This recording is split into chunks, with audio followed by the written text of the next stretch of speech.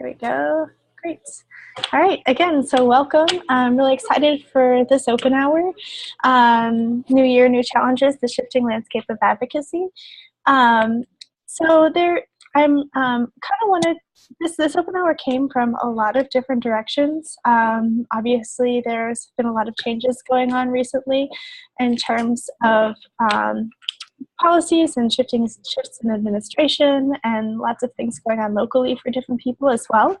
So the idea for this open hour sort of came from that, and just as a space to sort of share out and allow people to connect and talk about some of the things that are going on, some of the changes that we're seeing or that we might see in the future, and collaborate a little bit about ideas or strategies, things that we're anticipating or things that we're seeing now, and also just hear a little bit about what's going on for everyone in terms of where you're involved in, and if you've heard from other people who have started new chapters or new things based on what's been going on and starting here in 2017.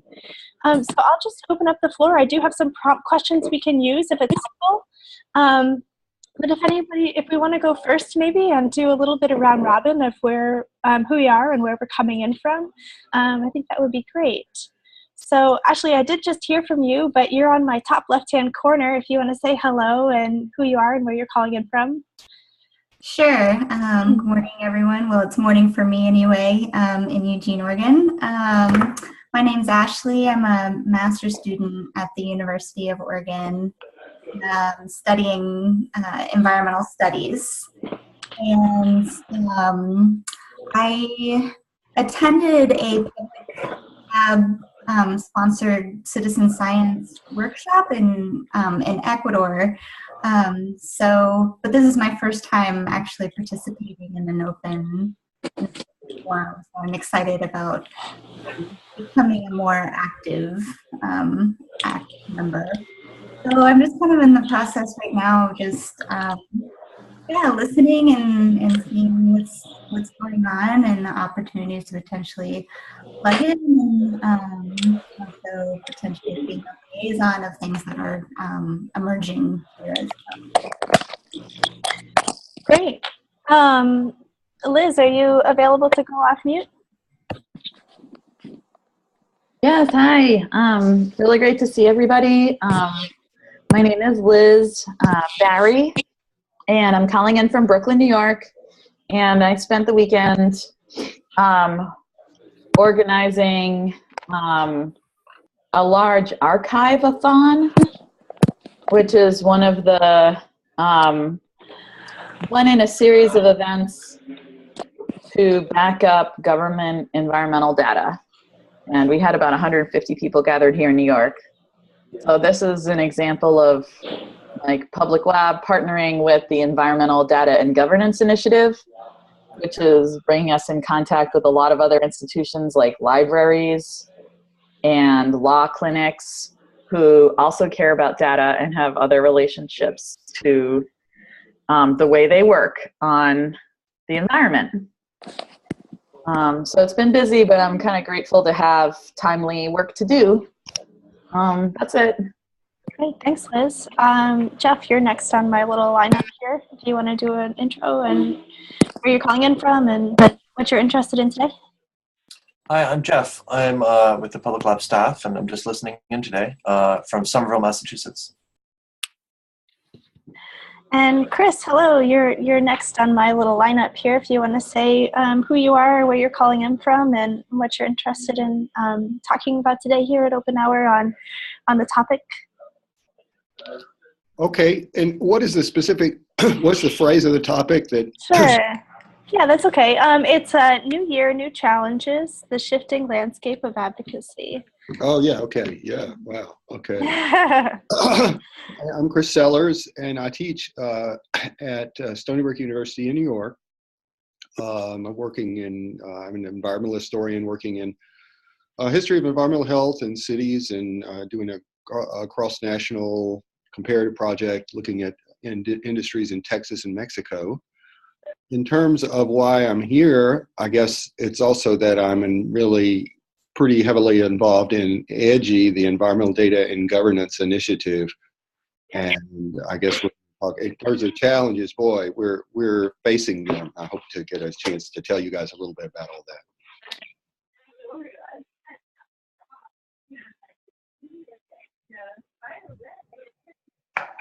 Sorry, I was muted there. Renate, I always say your name incorrectly. Can you say it for me? It's Renate. Renata, thank you so much. Okay, and do you want to tell me where you're calling in from and what you do the call today? Yeah, I'm calling from New Orleans, and here I am.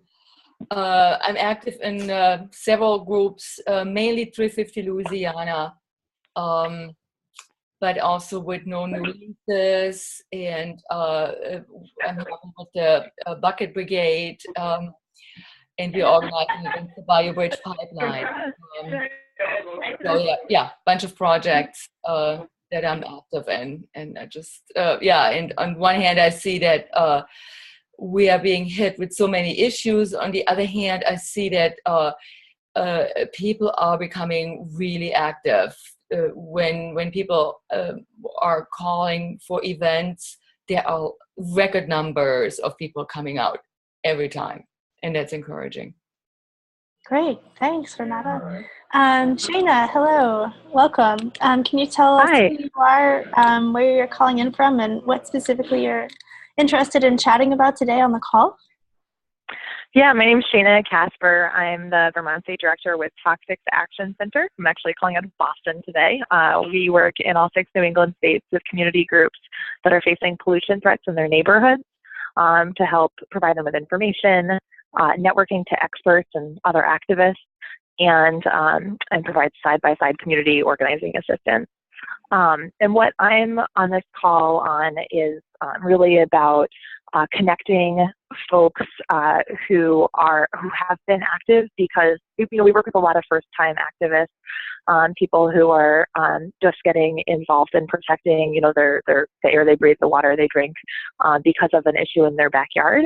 And now all of a sudden getting a few more people who are calling up or wanting to help out with a lot of folks who have never been politically active before, so wanting to help make those connections. Great, thank you. And let's see, Kina, are you available to go off mute? Yeah. Hi, my name is Kina Smith. I'm calling in from Fairbanks, Alaska. And what I'm doing up here now is I am working with a kind of a water and tree physiology group at the University of Alaska in Fairbanks, building sensors that measure sap flow and water content in birch trees, looking at how the reduced snowpack up here is going to affect the ability for birch trees to continue living. And I got accepted into the Gathering of Open Science Hardware in Santiago, so I'll be headed down there in the end of March. Great, that's exciting. Gretchen, are you available to go off mute? Yep. Hi, my name is Gretchen Gerke, and I work with Public Lab doing data quality and advocacy. And I'm really interested in this topic because I think that the potential implications of this election on the EPA will have a huge effect on how effective advocacy is done in general, and kind of who the end targets of the advocacy are, in terms of if there are no federal regulators to advocate to, then we need to very much focus on the local and state level. And so I'm very interested in hearing other people's opinions about how to shift advocacy strategies to make sure that it's effective for folks, and also to some extent shifting toward thinking through community interception and remediation, and if that needs to be highlighted, because there won't necessarily be as much enforcement to be targeted. Great, and where are you calling in from? Durham, North Carolina. Thanks. Rebecca Johnson, are you available to say hello and where you're calling in from and what brought you to the call today, what you're interested in? Sure. Can you hear me? Yes. Okay. So I'm calling from, I'm in New York, but I work with groups in the South, specifically in Louisiana, on environmental health. I'm just really interested to hear what you all feel is going to be happening given the EPA, Southern region, as we call it, Southern region EPA is particularly ineffective in addressing the needs of communities. And I work with Mossville Environmental Action now in particular. So, and I found you all on the listserv for Gulf Coast Fund. So I'm happy to be here. Great, thanks for joining. I also see we have a few people who are calling in on the phone. Not sure who you are because you don't have names on your phone numbers, but can we go through one by one if you're available to say hello, who you are and where you're calling in from and what you're interested in the call? Hi there. This is Meredith Dowling. I'm one of the folks calling in. I work with Southwings. We have a network of volunteer pilots who fly across the Southeast to help support environmental work of various kinds. And I'm just here to listen and see where I might be able to plug in and help folks. Great, thanks Meredith. And I heard someone else there as well. Yeah, hi. This is Alison Parker. I am a fellow hosted by the EPA, and I'm just generally interested in the topic and the thoughts you all have. I work on citizen science and monitoring and things like that. So. Great, and where are you calling in from, Allison? From Washington, D.C. Okay, thanks. Anyone else on the phone? This is Shayna. I'm just calling in on the phone because I have better service that way. Oh, gotcha. All right, great. Thanks, everyone. I heard a lot of really similar themes, I think, in kind of what brought us to the call today. A couple interesting points maybe we could go through. One is, the challenges that are currently happening and that we're seeing right now. Another point being what people are doing. It seems like there's a lot of really great initiatives going on that are focused a little bit around some of the challenges that we have. Shayna, I also heard you mention a little bit about engaging first-time activists, which I think could be an interesting discussion point to share as well. So I was wondering if someone wants to put up a question or idea first in terms of what grabs your ear in this group of people in sharing a conversation.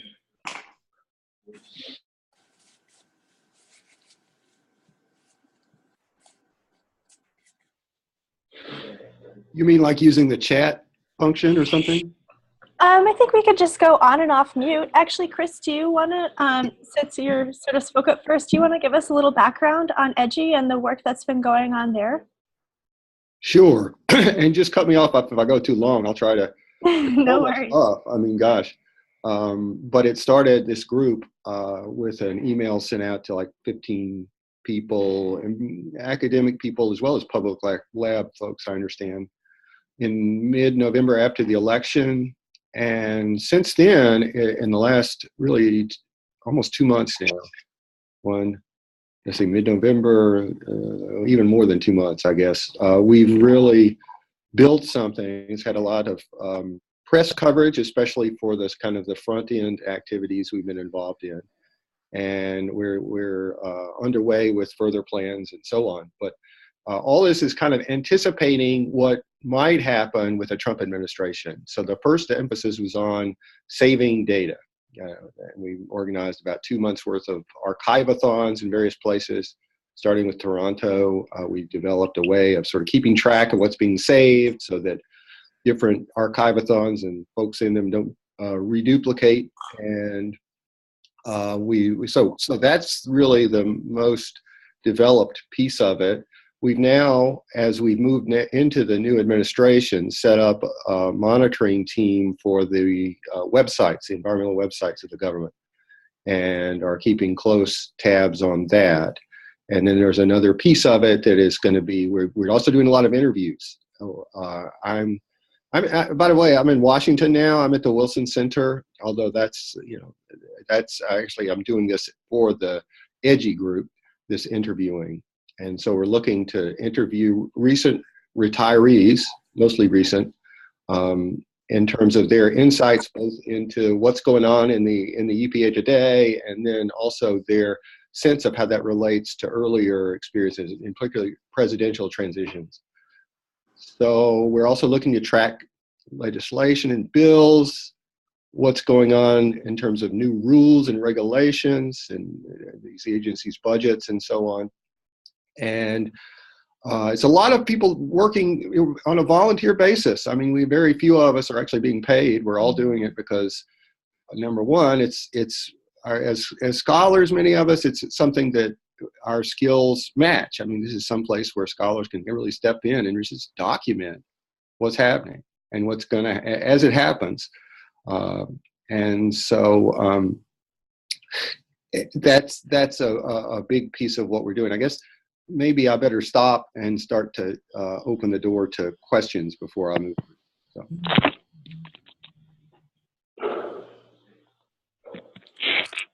Feel free to ping, anyone can ping in here. This is all loose format. I mean, so with this is way that we sort of, it's a different kind of politics, and that I think we move into kind of a different time warp in terms of the role of science in political advocacy, where it's just basic, professional scientists and their agendas, basic EPA mission, that all of these are kind of under attack. And so it moves us into a different place where just talking about preserving science is an act of advocacy. And that's kind of what we're trying to do, to take up that space. I think the established environmental groups have their own somewhat different shtick, and so this has become our sort of way of inserting ourselves in a new language about what we're doing in advocacy into the discussion. We're saying, facts. We're protecting facts, and so much environmental regulation is just based on what we know about the environment, which is through science and monitoring, all that kind of thing, as many of you guys know. So that's what we need to protect, I think.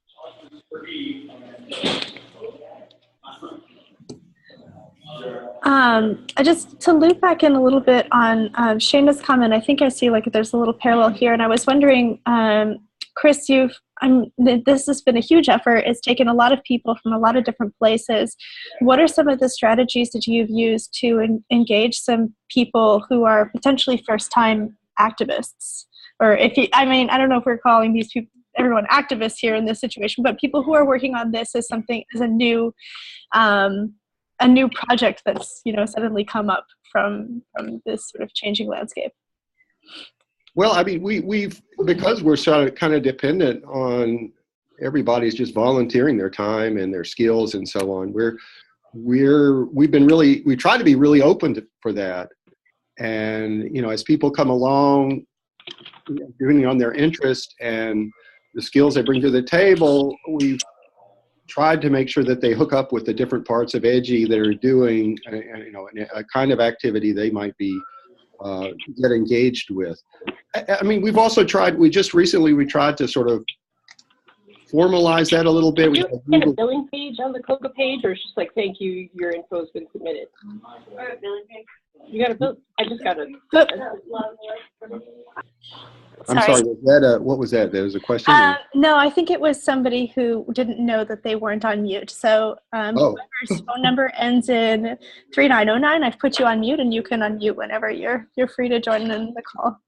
But just to finish up that thought about getting first-time volunteers in, you can email me if you're interested in pitching in. I mean, I think we're gearing up to do a number of things. I think the website monitoring, the tracking of legislation, we're getting an initiative up to do that.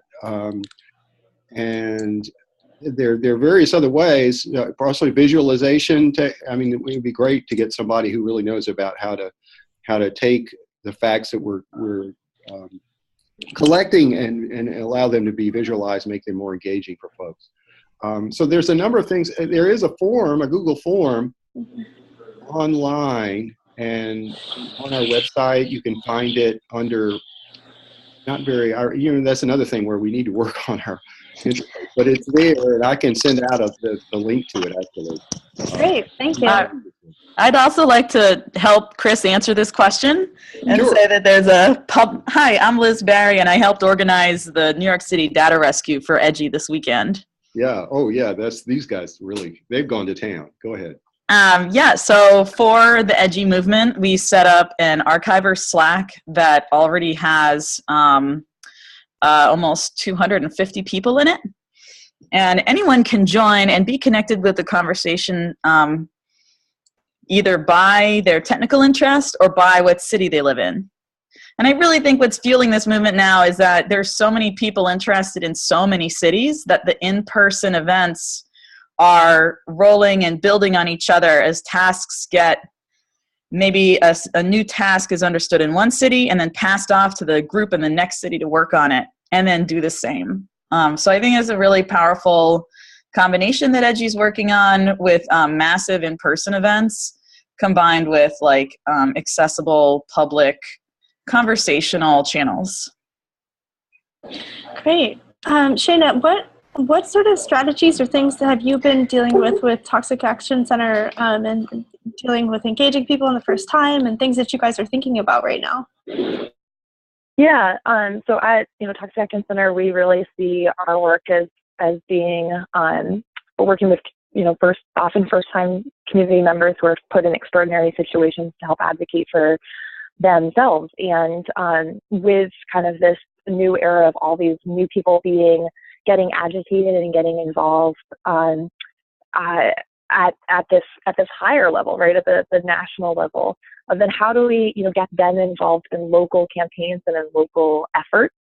Because we see time and time again, that's really how change is going to happen, especially at a time like this. And so, just thinking of, some different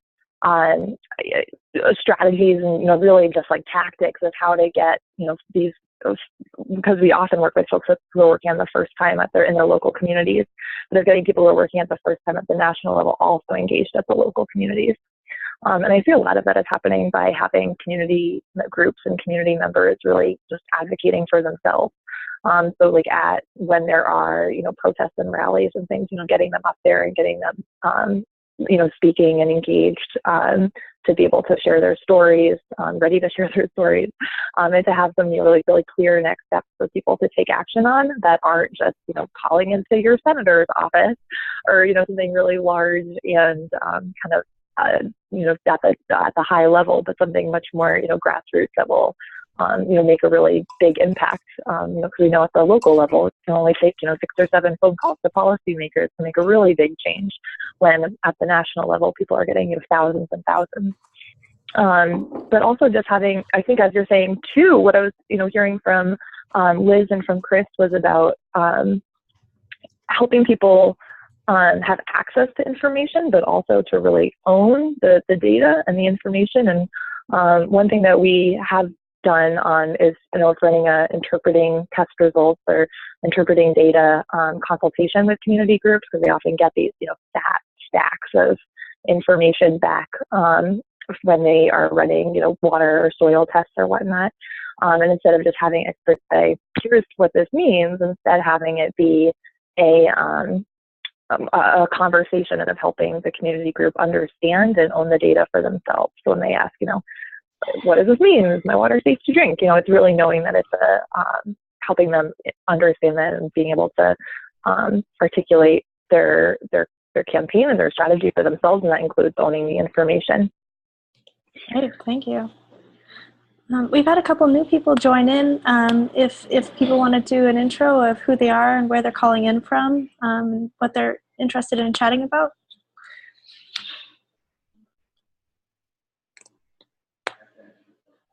If you'd rather just hang on the line, that's fine as well.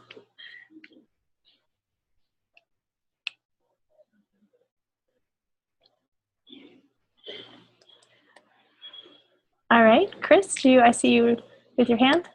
Yeah, I guess that's how I signal that I have a point to make. That's fine. That works. I can see you. Some people I can't see, but that's what works.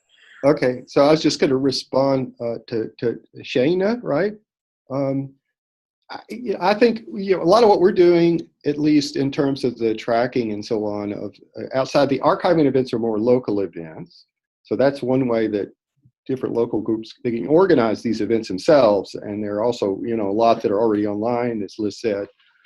So I hope we can get that link out to folks at the end so they can, if they're interested in that side. The other piece, though, I think, is that it's so important to understand the impacts of whatever changes happen in Washington at the local level. And what we haven't done this at all, but what I would like to see us do eventually, somehow, maybe with some of you guys' help, is to have some kind of local piece to our monitoring, to where we follow. So not just activists in terms of rallies and applying political pressure, but just documenting what's going on in your place in terms of what the EPA is doing. Are they backing off? Are you getting less, information from them? Are they less open to talking with? I mean, these kinds of things I think are gonna. All the stuff in Washington is probably gonna. Whatever happens is gonna reverberate and have all sorts of impacts on local level. At the local level, that also have their own independent, factors working in. And so looking at different regions and the actual local impacts, which I would be really interested in pursuing that. Yeah, and that actually brings up another point that I think we sort of touched on in the beginning in introductions, and I think, Renata, I'm going to point to you in a second, but one of the things that we've brought up here, and I've also just been seeing and hearing maybe others as well, is the real struggle on the local level to bring up and highlight all these fast-track environmental projects, environmental degradation projects that are coming down the line right now. And Renata mentioned one here, also down in New Orleans, that we have going on is the Bayou Bridge pipeline. And there are other pipelines that are, being put back on the docket that were potentially on hold. And I was wondering if people could speak a little bit to local level advocacy that has happened in your place, and changes and things that you've seen now and potentially here in the future.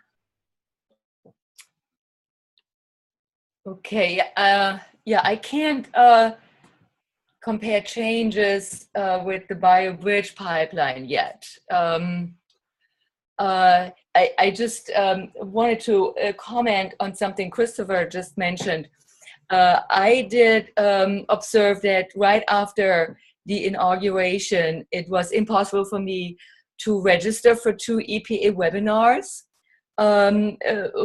For one, I got the message, it's full, and which has never happened before. And the other one was that I couldn't register. It's something that's scheduled for later in February, and all I can do is go straight to the site. But if there is no webinar happening yet, there's no point.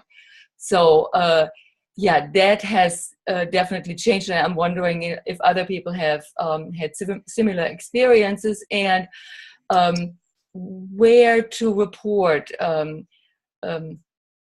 instances like that we observe.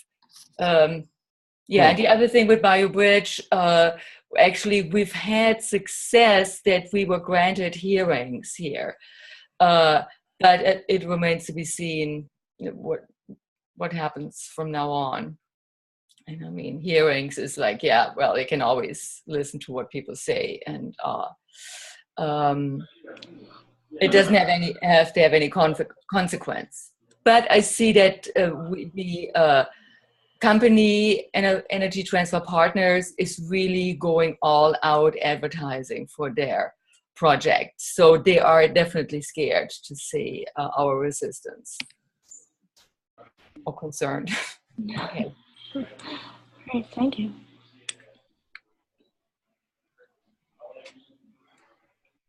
This is Shana again. I would just say we're seeing some pretty similar experiences of just both the pushback from the industries that are trying to push some of these fast track some of these proposals, as well as just enormous response by community groups. There may be a little bit of hopelessness now and then, but that also just people are really standing up and fighting back, which is great.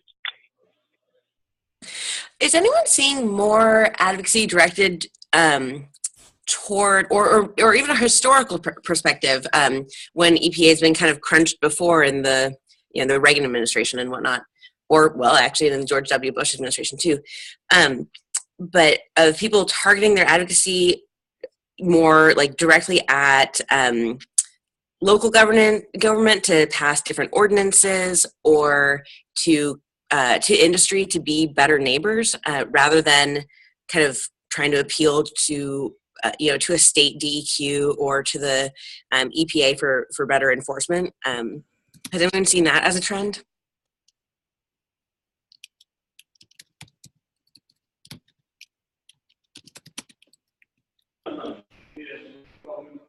I know we also have a couple people on the phone, so feel free to anyone speak up.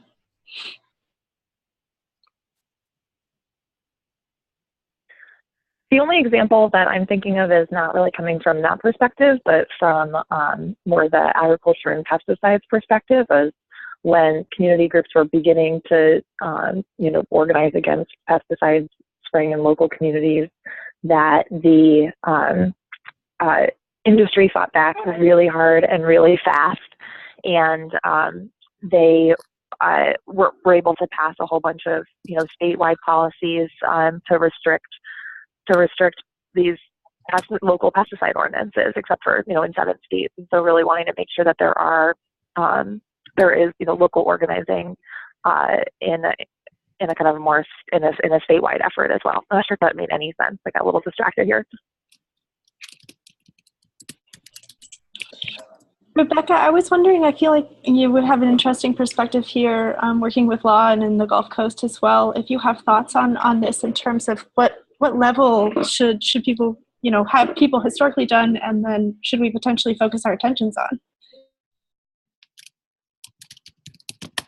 And you're on mute. Sorry, I'm not sure if you're aware. Do you want to unmute?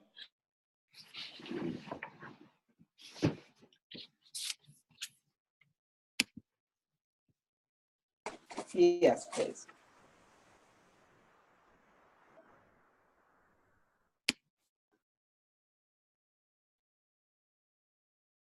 Oh, sorry. Let me just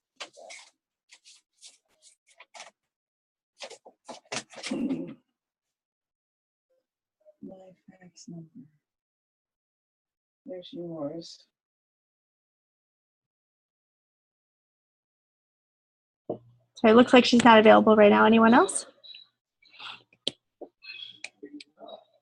I mean, just in terms of the historical perspective, I can offer a little bit. I mean, in the Reagan administration is probably the closest thing comparable to what we are seeing. We'll see massive assault on EPA, a person appointed to EPA that was sort of against the very mission of the agency, massive budget cuts proposed, and I believe they shrunk the budget, the personnel by a third or something like that. But at that time, that was also the peak organizing moment, those early years in the 80s, for groups like Sierra Club, and all the environmental groups actually saw a great boom, both in what they could do and the members and all this kind of thing. And so, it may already be happening now with this particular, things happen a little faster, I think, given all the communication tools in this day and age. And that, I think, is a hopeful history and legacy. Liz? Yeah, I had a question about how, I saw this HR 861 bill introduced by the representative from Florida that is literally just titled Terminate the EPA. Right. And see that it's being bounced around like a hot potato to different congressional committees, trying to figure out who has jurisdiction to even think about that. But actually, does anyone know how to think about that? Is this at all is this just a giant trolling thing, or is this anyways, I'll go back on mute now. I mean, I don't want to say that anything is off the table given the 20 executive orders that we've seen in the first 10 days of Trump's administration, and the composition of our current Congress. But I think it's a massive trolling effort. I can't imagine that would pass. Especially, if you even want to look at the jobs aspect, and everyone talking about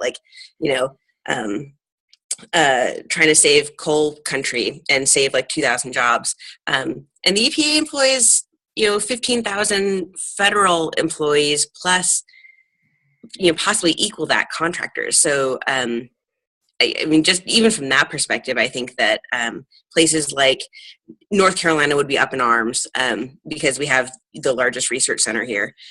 So I think it's a massive trolling effort. Chris? Yeah, I think I tend to agree.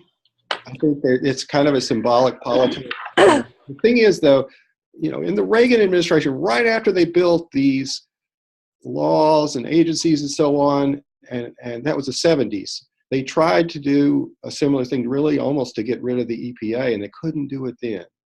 Now it's harder, not because the EPA is that much bigger. It's actually not. It's actually the peak year of personnel was 1989, but there are decades more court decisions. And it's going to be so hard. They have to change the legislation and roll back pieces of Clean Air Act, Clean Water Act, all these basic laws that now have all these rules that implement them that have accumulated over decades. And so it's a little bit of a pipe. It is very much a pipe dream because they have to keep regulating. They can't just abrogate those laws. Otherwise, the court suits will abound, and the courts will hold. I think the courts will defend all these precedents, most of these precedents.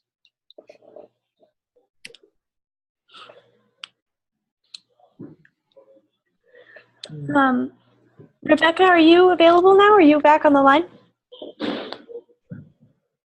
Yeah, I'm here. Hi, great. Sorry. Oh, no worries. There was a question floating around a minute ago about the different levels of government and what we've seen in the past versus maybe what's happening now. And I was wondering if you could share some insights a little bit from your experience working in the Gulf Coast and in law about the local level advocacy efforts versus putting efforts into state or national level policies and advocacy. I'll try. First of all, I'm not a lawyer, but I work with a lot of groups who use legal strategies and have Gotcha. lawsuits. And it's my impression over the last 10 years that lawsuits are pretty ineffective. Industry has totally, and I'm talking about oil and gas and chemical processing industries, know totally how to stall those. Local judiciaries are pretty unwilling to consider community claims. So, for example, with Mossville, since they started with legal actions, locally they've only won once since the middle 1990s. So in Louisiana, those of you from Louisiana know it's called a police jury.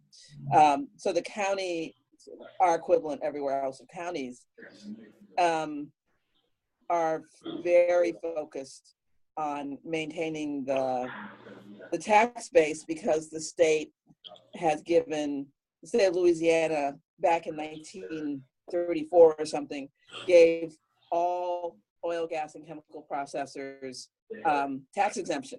So they don't pay state taxes. They do pay to the local jurisdictions. So all of that combines to make it very, very difficult to resist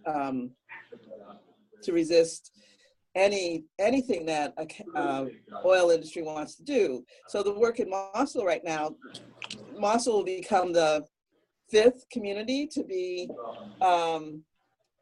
kind of removed, and this time it's by Sasol, the South African oil company. And the strategy locally is pretty ineffective. There's now a Democratic governor, so we feel like that's where any community advocacy for relief from this relocation would have to go. The thing, because I'm sort of really focused now on companies, on these big producers dislocating whole communities, I'm interested in law schools and other scholars looking at the voluntary property purchase programs that the chemical processors, oil and gas producers use as a way of getting agreement from these very, overburdened and sick communities, sick in that everybody is suffering from the industrial toxins. So, and then EPA regions vary from region to region, and I think, Gulf Coast, the region in Dallas, Region 6, is incredibly ineffective. So, and, I don't know that there's such a big difference between now and when Bush was president with that region. And ATSDRs, we stopped talking to them about 5 years ago because it was just made people feel like they were insane. So, so to me, the most effective has been regional work and really trying to embarrass the companies directly. So really good social media is really important. The minute that means 2016 MLK, Reclaim MLK Day action showed up on the Black Lives Matter site, Sasol knew about it. They were wondering how this was happening, and they were afraid, or at least worried. And so I think how we do regional campaigns that have both turning out people and social media presence is really important. And then I think I'll stop there. Great, thank you so much. This is Shana again from Tax Action Center. I just want to highlight on something that you said there of just how to get the word out about these different campaigns and the role of, new media as well as, just traditional media and traditional ways of getting the word out about various actions and campaigns. In particular around the EDGI program in particular, I just had not heard of this until November 10th or so. And now it is just everywhere. So I would love it if you guys could just share a little bit about how you guys have been getting the word out about this campaign and about the work that you've been doing. I didn't know that this program existed. Maybe it didn't.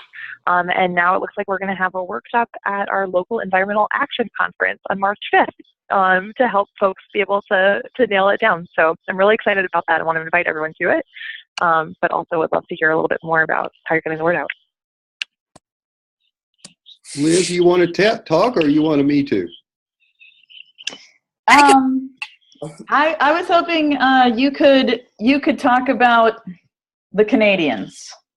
Yeah, the Canadians. Here we go. Well, I think a part of it. The first event was in Toronto, and Michelle Murphy and some folks there at her university, including a lot of technically sophisticated, really skilled and able folks in that realm, held the first event. And that actually, it was the first of its kind, I think. They called it an archive-a-thon, a hackathon. I guess there was a little controversy about the label with hack. Guerrilla archiving? With the guerrilla archiving, that's what I was going to say. That packaging was, I think, important. And the way we've gotten the word out is we've not done it. It's been the journalists. This is kind of, and so it's been a little miraculous how they picked up on that. I think it was something about the moment with the Trump election and everybody talking about post-factual and all this that really piqued their interest. And once you get one journalist doing this, they're a little like lemmings. I don't know. but they really do pile on, and that's kind of what happened with the archiving events. And we've had a little bit of that start to happen. So we haven't really worked on our, this is one of the things I'm trying to get us to focus on this, our public sort of presentation of ourselves as opposed to what the journalists say about us. And they've gotten a bunch of stuff wrong. I mean, we've seen that too. So we did have this report we put out about that was our interpretation of what we did and so on. And that is available. I'll put a link to it up here so you can see our take on what we've done. And, some of that, we're starting to go public with the interviewing part of it now. And I think because it sort of got attached to this story that the journalists now have about scientists taking action, this movement of the scientists. We're not all, a lot of us are social scientists, or I'm an historian, but that's the sort of peg that we're on now. And so they've got, actually, the New York Times is coming to witness or to take pictures of an interview I'm doing this afternoon. They're doing a profile piece end of next week on Edgy. So it's pretty wild. I've never been involved in Chris, let me give some other background information. And Gretchen, feel free to interrupt me because I haven't been involved in Edgy as long as either Gretchen or Chris, nor as deeply. Yeah. So November 10th, the United States wasn't ready for the attack on science, but Canada was. Because in 2013, the Harper regime literally had a Fahrenheit 451 event when they shut down libraries full of undigitized scientific research dating back centuries, loaded books into dumpsters, and sent them to incinerators. They burned science libraries. And this is a terrible thing, but what it's meant for the Edgy movement, as you all now are hearing about it cropping up everywhere, this has been growing for years, and awareness broadly in the collegial science and historian community that this kind of thing is possible. So a lot of people were ready when the election results came in the United States. And especially in Toronto, that whole team just fell together, I think.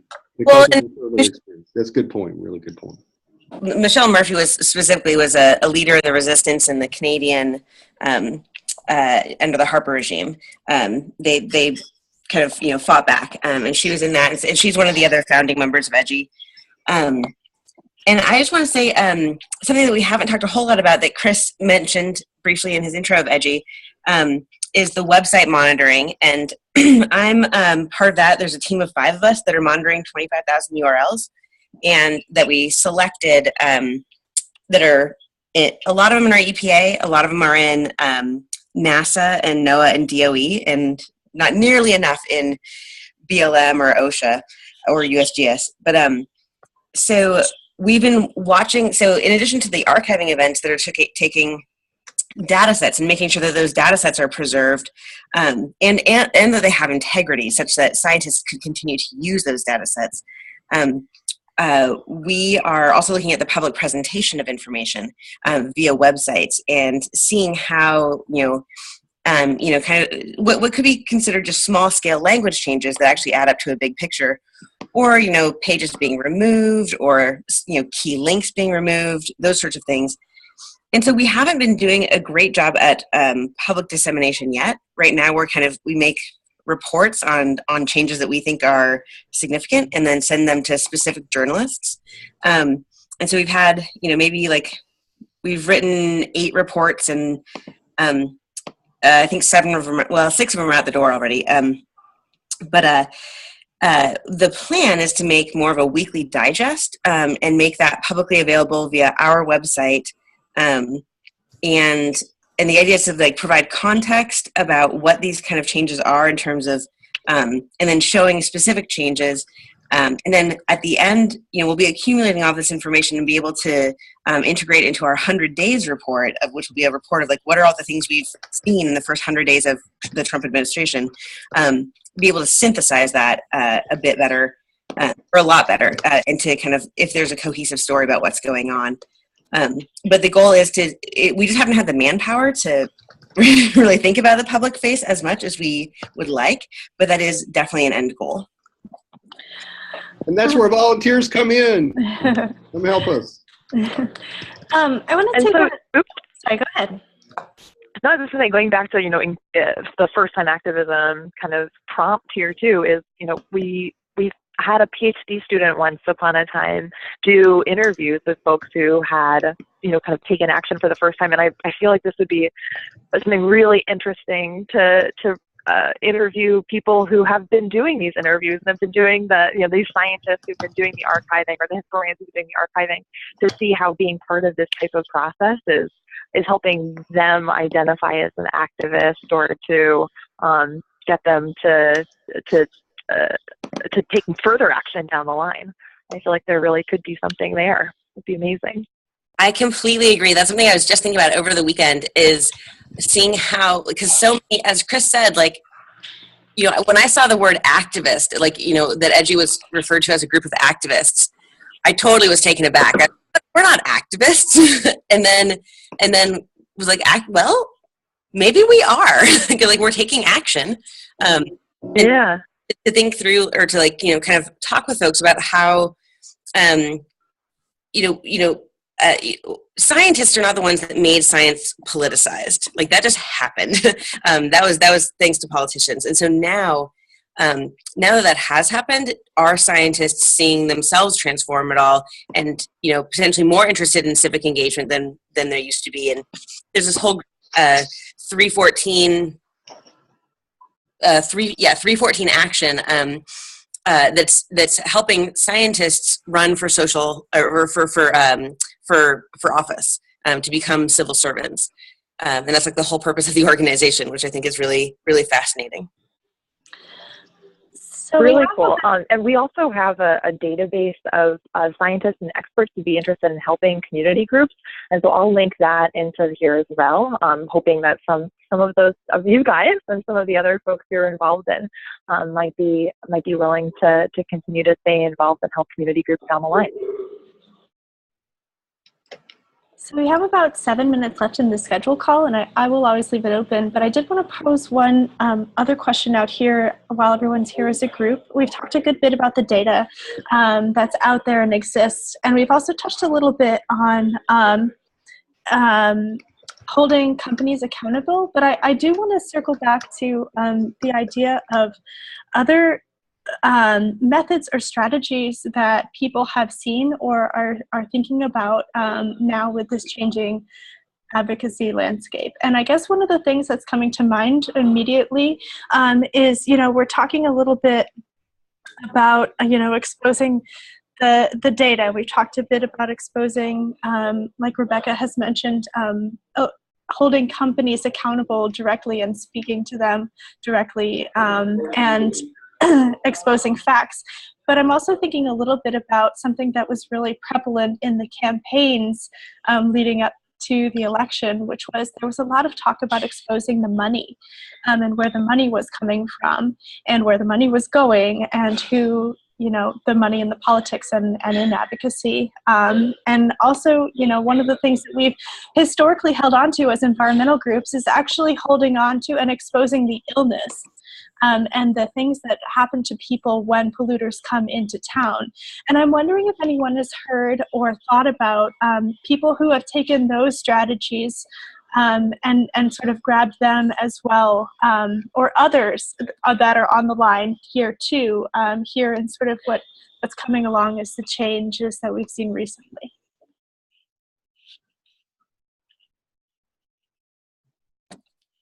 There is a website called Follow the Money, and I'd seen it tossed around. I haven't actually done any digging into it, but there's actually a website dedicated to that, which I think is pretty awesome. This is Rebecca. Monique Harden, who does a lot of work for environmental justice groups, has theorized a new approach to the health question, because EPA regulation doesn't actually protect health, and in the way that we think about people getting sick, an ATSDR is reluctant to acknowledge that people are sick. So, the onus of proving illness that being on the EJ groups is backwards. And I'm not sure if Monique has published this anywhere. She came to Sarah Lawrence College where I teach and did a talk. So sort of a new paradigm for the relationship of regulation, public health regulation to environmental illnesses. So, but I think she's right in that we have it kind of ass backwards, and need to come up with accountability measures that force industry to prove they're not hurting people, as opposed to people proving that their illness has come from industrial toxins.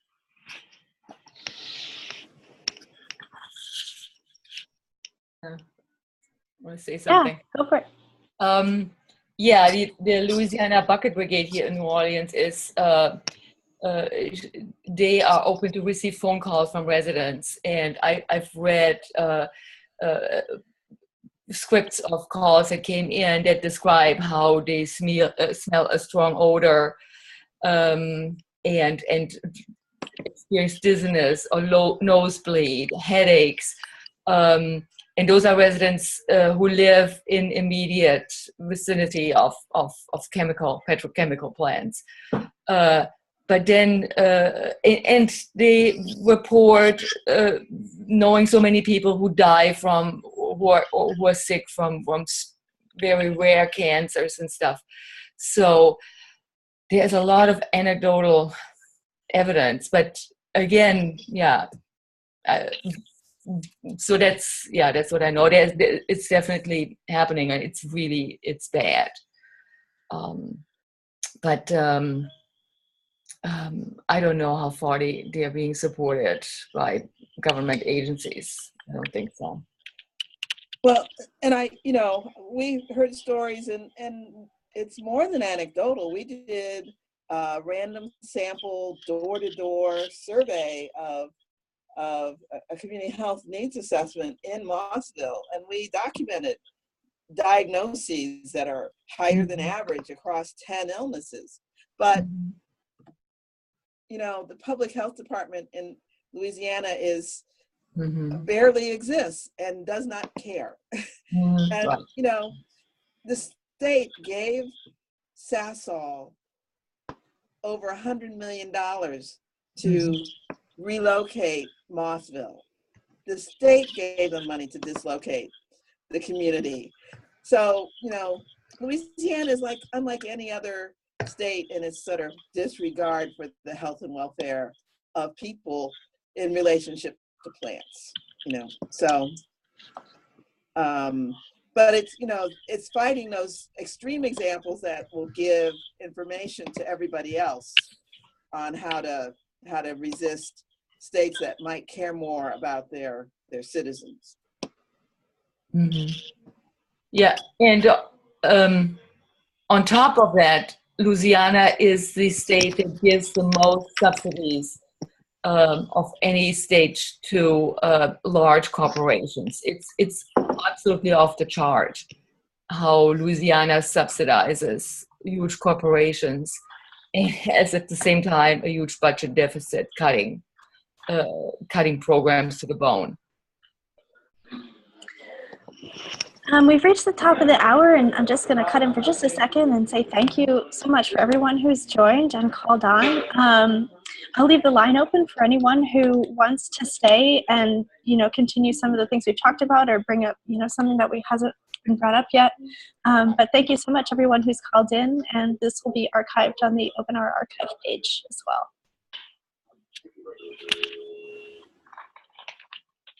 Thank you.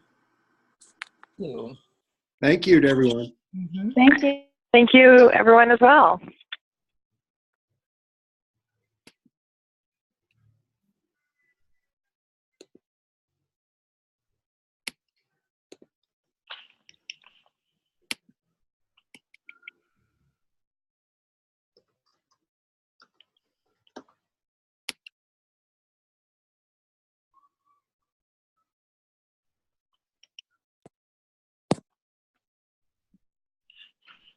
if we're good here and no one has anything else, I'll go ahead and call it. Anyone last minute? I'll share the link. I'll grab the links as well, and they'll go on the archive.